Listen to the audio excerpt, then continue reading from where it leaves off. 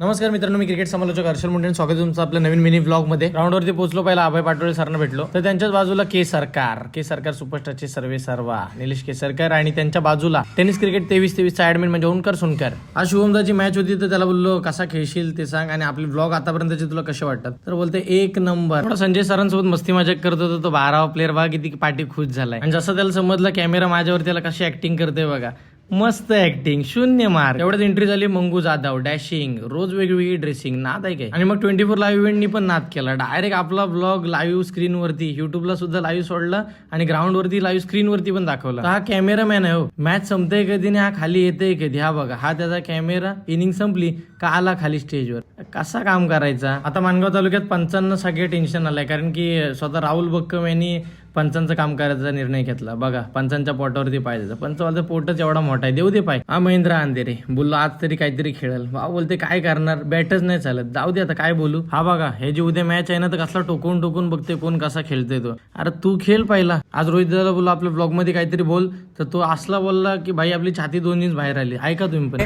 हर्षल म्हणजे एक माणगाव तालुक्यामध्ये फेमस असा समालोचक आहे आणि आम्हाला दरवर्षी हर्षल लागतोच.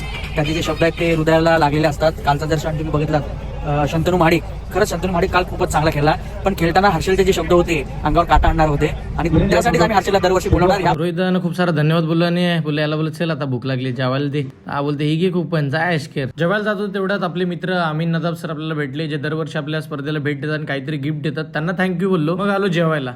आज व्हेज होता, तर यांची सगळ्यांची तोंड बघा कसं गप मान खाली टाकून हळूहळू जेवतात. काय बोलायचं. जेवून आलो तर इच्छा झाली बोला अजून 2 चपात्या खायला पाहिजे. एवढं बायसेप झालं ना की एक नंबर काम होईल. बोलते राहू दे तुझं काय, तुझ्यानी काय व्हायचं नाही. बोल जाऊ दे मग काय. हे स्पर्धेचे अध्यक्ष येतो, रात्र झाली बस का पावडर लावून मानगावच्या गाण्यावरती एकटच नाचत असतात. नाद आहे काय. अध्यक्ष नसते तर सहखजिनदार बोलते मी पण नाही कमी पडणार, त्यांनी पण डान्स मारला. तर सागरदा बोलते मी नसते तर पंच पण नाचलं पाहिजे, पंचानं पण नाचवला. कमिटीचा नादच नाही हो. या माणसाचा रोज विषय हार्डच राहते. आज आम खुश आहे. भांदेरी एक्सप्रेस आज आगीचा गोला टाकाव होता, टीम पण क्वालिफाय झाली ना. हा ऋषिकेश ग्राफिक्स बॅनर बनवायची, तर याला कॉन्टॅक्ट करावं. थंडी लागते तर कसं धावतेच बघा. बोलते धावलो की थंडी लागत नाही. काय बोलायचं. उचलो प्रेक्षकांमध्ये प्रेक्षकांचा इंटरव्ह्यू घेतलं, त्यामध्ये कॉमेंटेटर विजय बक्कम सर भेटले, जाम मजा आली. गॅलरी मध्ये बघते तर ही सगळी भारी पोरं मॅच बघतात. हे मानगावचं भवितव्य हो, पण हा मोबाईलवर बघते त्याचा काहीतरी विषय वेगळाच आहे. थंडी आम्हाला पण लागते हो, पण आम्ही जर्किंग घातलंय काय, तर स्कोरर बाग असा शाल टाकून बसलाय. नाही बोलला आता आमची पण जिरली, गप थंडी लागत होती, चहा पियाला घेतली. तर ह्यांना बोललो तुम्ही पण चहा पिताना दाखव तुम्हाला. त्या लाईव्ह वालची नाटकं बघा, जसा काय ह्याला चहा पाण्याच्या कार्यक्रमाला व्हिडिओ पाठवायचे, लगेच सगळं सेट करायला लागला. बोलो का